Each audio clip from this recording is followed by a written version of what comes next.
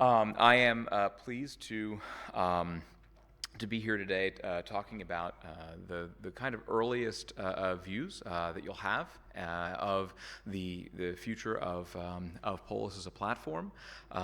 Before I go into this, I'll say it maybe 3 times through the talk. What Polis 1.0 has been, remains online as a free service, just as before. And with no change to the foundational technology. So what we're going to be talking about today is a superset. So let's get to it. Okay, what is Polis? For those of you who don't know, Polis is a system for mapping opinions using machine learning. Participants see an interface where they can submit statements, and they can agree, disagree, and pass on statements submitted by others. This forms a matrix of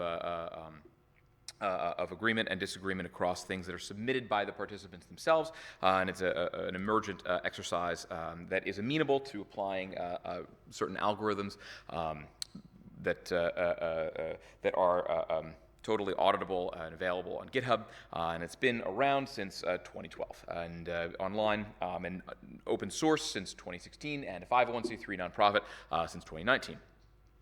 Polis implements an algorithm called group-informed consensus, which basically means first cluster, and then look across the clusters and look for commonalities. This is the methodological basis for community notes, which cites Polis in its paper called Birdwatch: Crowd Wisdom and Bridging Algorithms Can Inform Understanding and Reduce the Spread of Misinformation. Twitter implemented in continuous space and using matrix factorization the concepts and methodologies of basically finding differences and then looking for the similarity, and the most agreed upon thing among those who disagree the most. And so this loops back around. People have seen community notes, so specific impact. People have seen community notes and have then asked the question, this is really neat. Community notes work because they estimate users' political preferences and upweight notes that are liked by users of all stripes. I wonder if other parts of democracy could be improved with mechanisms like this. And in fact, of course, yes. Thanks to many of you also here at the conference. Polis has been deployed by national governments, including Taiwan, probably in the highest profile case for sure, covered all over the world, and V-Taiwan and regulation of technology, systems like Uber and Airbnb back in 2016. In the UK, in Policy Lab and the collective intelligence unit there that's used for ethnographies and policy exercises and mapping, including environmental regulations at national scale. And also by Citra, the Finnish foundation. The Finnish foundation. Sorry, I need to stay near this. I move. That's tricky. I'll have to find another way. So the Finnish foundation that has advanced usage of Polis at scale. In this tweet from 2023, you can see they'd already had national scale exercises with 18,000 participants, and there's plenty of coverage on their site. This is a major success and realization of the vision that open source technology could provide infrastructure for governments, that if there's successes, and the successes are ambitious and scalable, the governments can take on the technology and adapt it to local needs and own it as a critical part of the pipeline of governance itself. So part of the methodology or approach here, and part of the philosophy, is that this particular part of the pipeline is critical enough that it must be open source and it must be ownable and controllable by the public entities themselves. And so I think that this is not a futuristic vision. This is closer to the past. In very critical advancements in the history of computing, like for instance the Hollerith counting machine and UNIVAC. This is census exercises and mapping the public, and exercises of mapping the public and understanding the public by the public for the public has advanced computing and has received public investment and was worthy of it and advanced it both in academia and then of course in private industry as well. But this is a vision of mapping the public for the public that is worth revisiting because it's better than mapping the public by corporations and by political parties which use the public's voice against it and turn the vision of the public as at odds with itself, at it in advertising, in multi-billion-dollar advertising campaigns which inform elections. Consensus found by companies and parties and discarded because it's not useful to differentiate them to everyone else. That's an impoverished vision of participation, and it's an impoverished vision of polling. And that's why polling is completely broken. People are hanging up the phone. And thus, you have to move towards trust. Okay.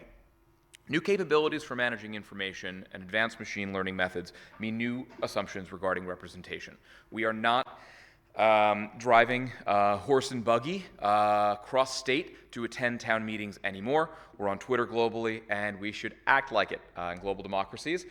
Two books that explore this are The Death of the Gods by Carl Miller and The Quiet Before by Gal Beckerman, both excellent books which approach the long arc of technological development as powered by a political life.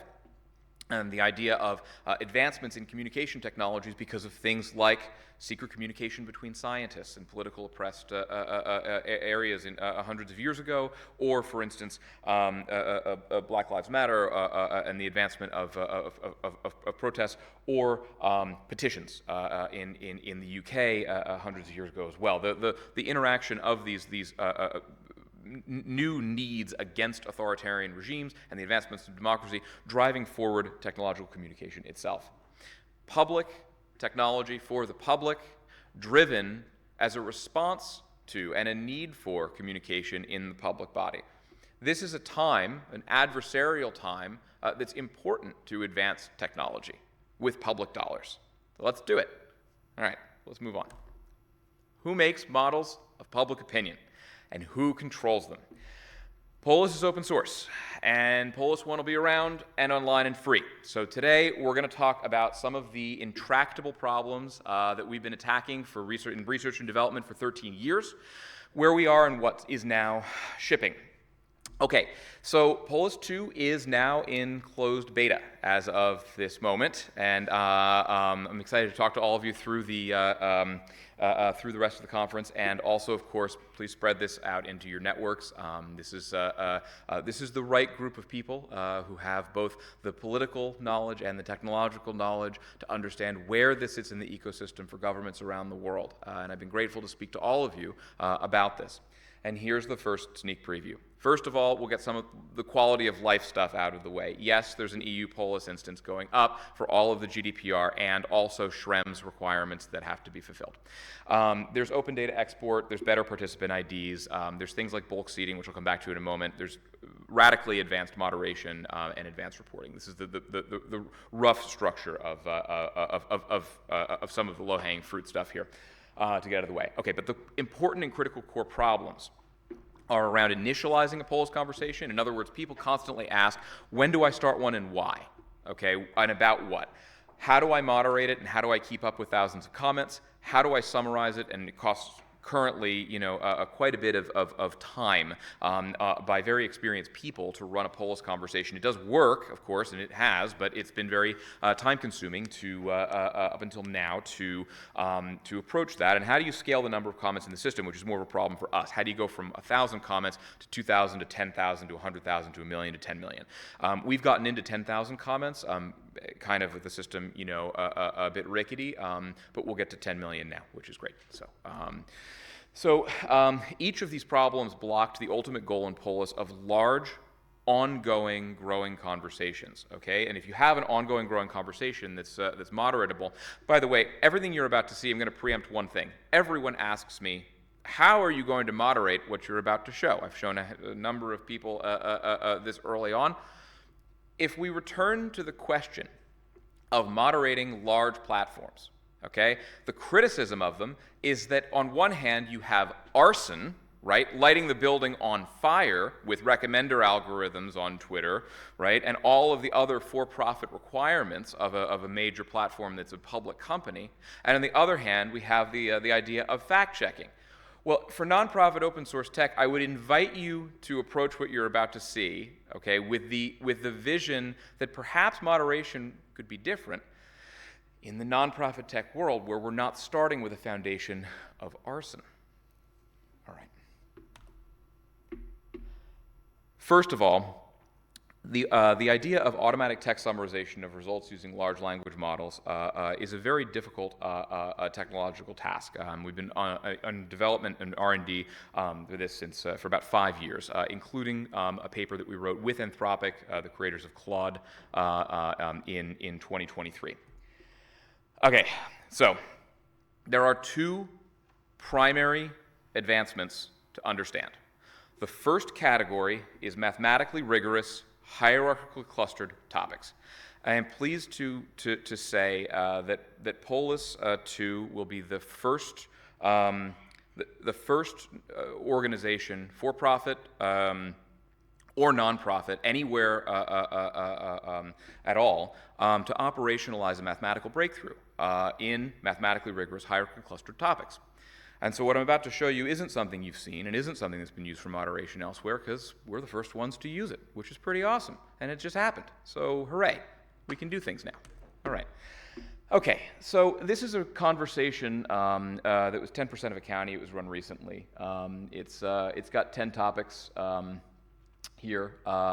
At the coarsest level, okay, you can see, well, if we zoom in, we've got 31 topics, so you can break transportation into airports and commuters and infrastructure, future transportations, comprehensive public transit, downtown parking.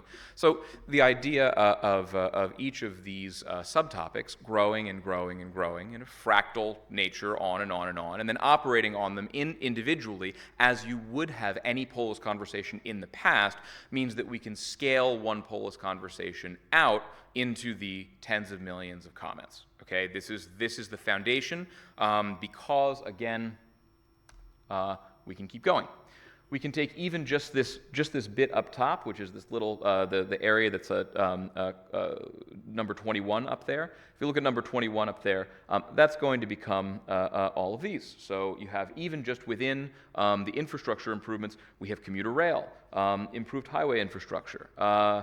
Everything you're seeing is automatic and completely repeatable for every conversation over time, and it grows over time. We can keep going. This is a lighting concerns, roundabouts and traffic lights. The street lights. So at the finest level, we can see we even have things like loud noise and exhaust, underground utility infrastructure, signage. These are the kinds of things that people that live in a place care about. This is emergent. People care about loud noises, they care about bottlenecks, and they care, and we'll get to that in a moment, and they care about signage, and doing this at any scale, okay? Like, for instance, this conversation that was run in Pakistan for a year, that had tens of thousands of people in it, going to country scale for ongoing conversations.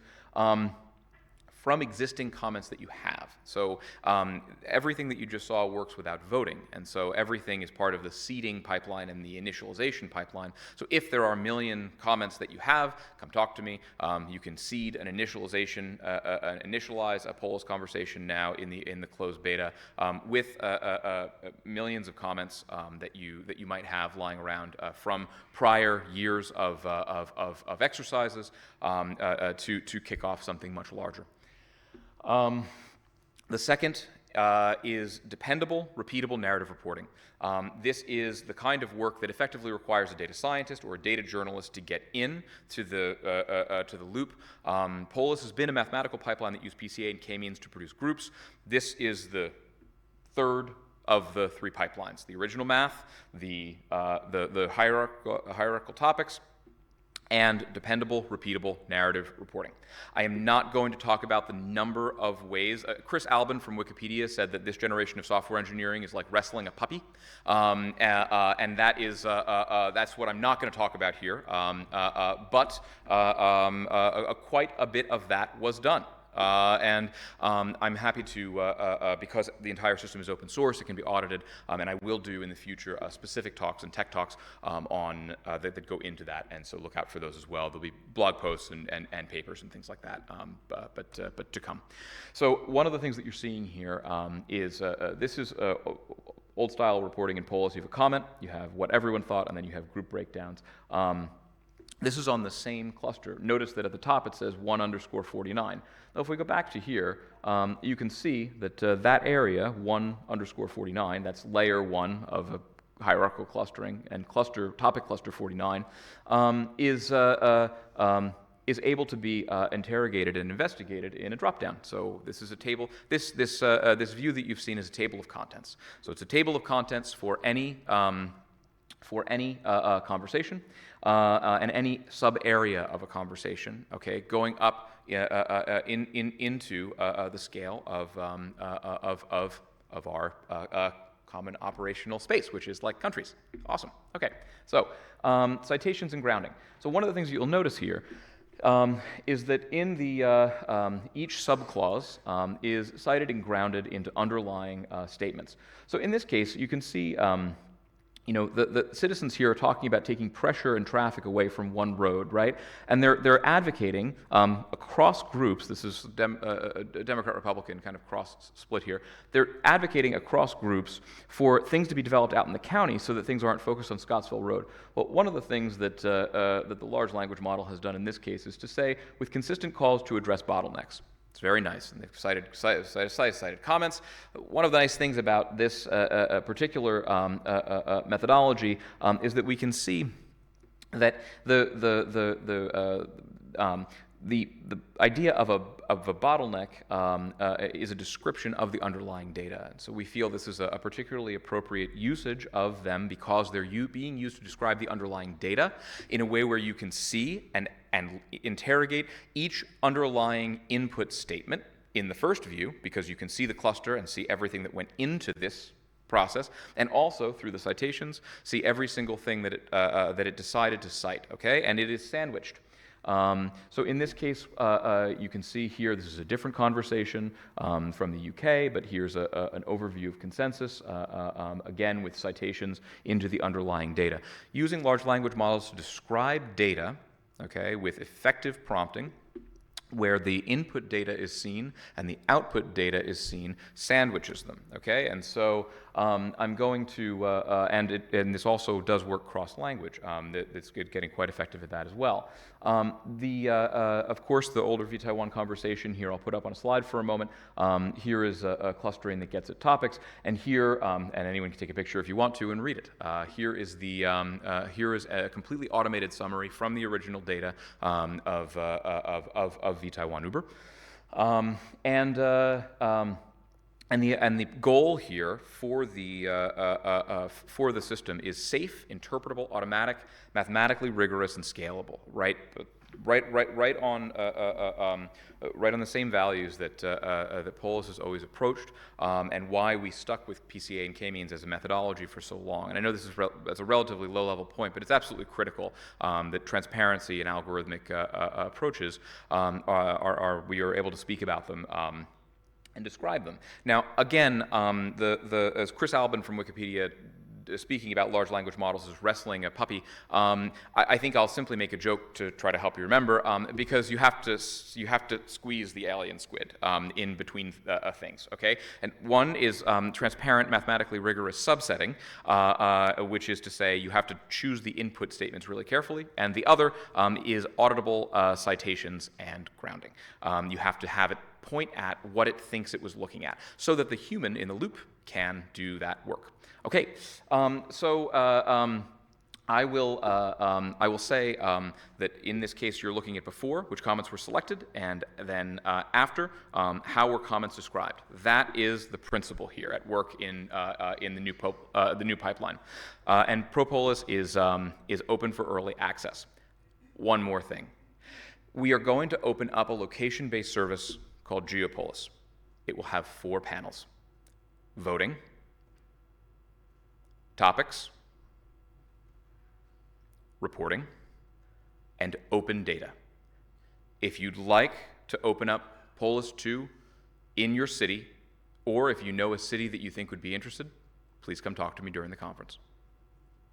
The goal is an open data opinion map for every populated place powered by that. Thank you all, and see you at the conference.